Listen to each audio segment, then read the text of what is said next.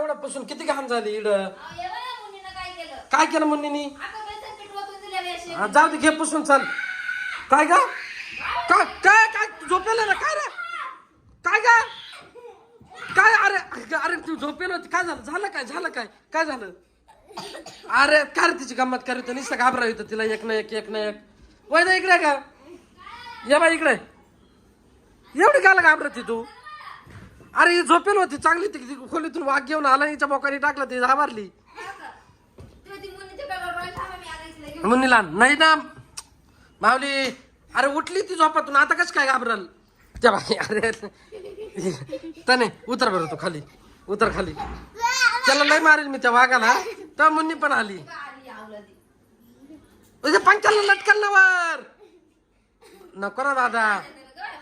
एक तर पोरीला उठावलं त्याच्यात परत नाटक करू राहिले तुम्ही त्या बाई तमाशा आता अरे तो वाघ मरल त्या बाई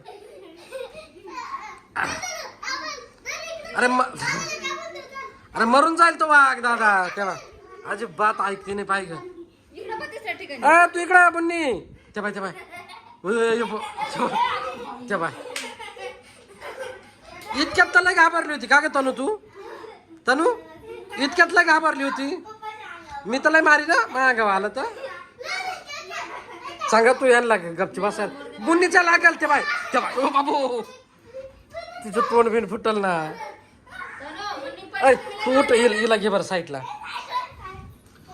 बाय मा अंगावर जर आलं ना तुम्हाला लय मारी ना मी